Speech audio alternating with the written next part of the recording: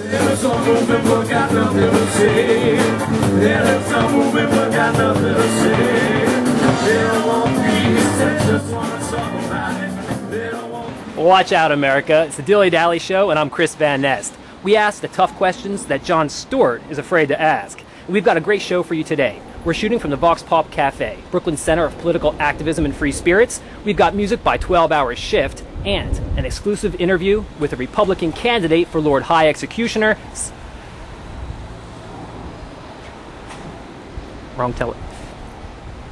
Republican candidate for President of the United States, Senator John McCain. And here he is, the master of mischief, Mr. Temper Tantrum, Senator McCain. Welcome to the show. It's great to be here tonight, Chris. Just great. Hey, don't we do one of those salutes? Like,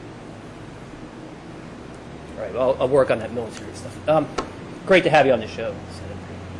Hey, you know, the press has made quite a big deal about your wartime experiences, and rightly so, about your courage under fire and your time at the hands of those bloodthirsty, ruthless communists. But today, I would like to ask you some more personal questions about your time and experience in the war. Fire away, Gridley. Okay. First question, Senator. When you were dropping all that napalm on North Vietnam, could you maybe smell it up there in your plane? Like, did you get a whiff of the sintering huts or the burning flesh of all those people down there? No, Chris, you don't smell anything at all when you're in a jet fighter. You see, I'm breathing bottled oxygen. There's no outside air coming into the cockpit of any kind. Okay, second question then. When you were dropping your incendiary devices on those villagers and on those people down there, could you maybe hear the screams of the women and the children and everyone that you were bombing? No, Chris, you don't hear anything at all on the ground, not even the explosions. Really? Those jet engines are very, very noisy. The pilot can barely hear the sound of the squadron leader on the radio. That's how loud the engines are. No sounds on the ground can reach you. But you're basically okay with all the bombs that you dropped on the North Vietnamese people, right? Sure, Chris. You have to put those things in perspective. Remember, I never dropped nuclear weapons in Nam like we're doing in Iraq. Nuclear weapons, John? The U.S. Army and Air Force have been using ordnance tipped with depleted uranium for several years. After they explode, they release radiation into the environment. You must have seen that 60 Minutes report about the Iraqi babies being born with all kinds of horrible deformities, apparently due to the radiation they absorbed. No, I must have missed that one, John. That's the really good thing about the veils the women have taken to wearing over there. They help hide the blisters from the radiation. Thanks for sharing that, but back to your war, the Vietnam War. You know, have you had a chance to make any friendships with any of your North Vietnamese captors? Well, I've made 7 trips back to Vietnam, Chris. But you know, I still have a lot of resentment toward my captors. Well, I'm sorry to hear that, John, but today is your lucky day. Because in the studio, we have a veteran from the North Vietnamese Army. And he's here because he wants to thank you and the military for all that you've done for his people and his country. Bodai, welcome to the show. Thank you. Meet Senator John McCain. Honored to meet you, sir. Likewise.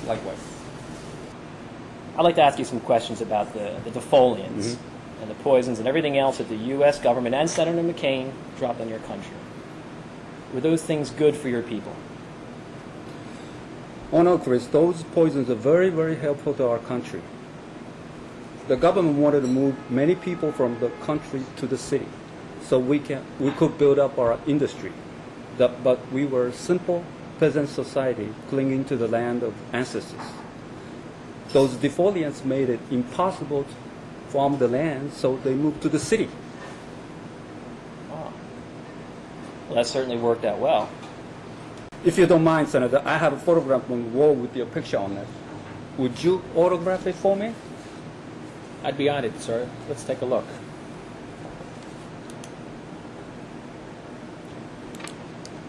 I'll have you know that I never shot that prisoner, even though the photograph makes it look like I did. Let's take a look at this. Really? So you're saying that even though that's you in that picture, clearly holding a gun to that prisoner's head, you're saying you didn't shoot him? Not that man, no. But why not? Wasn't he guilty? Of course he was guilty, but he lost control of his bowels and bladders, and I didn't have the heart to shoot a man that soiled himself. That would have been inhumane, in my opinion. Always a man of honor, Senator. Right to the end. It's the Dilly-Dally Show. I'm Chris Van Ness, and we're shooting from the Vox Pop Cafe, music by 12-hour shift. Thanks again for tuning in. Peace out. There's some moving, but got nothing to say. There's some moving, but got nothing to say. They don't want peace, they just want to talk about it. They don't want peace, they just want to talk about it. There's some moving, but got nothing to say.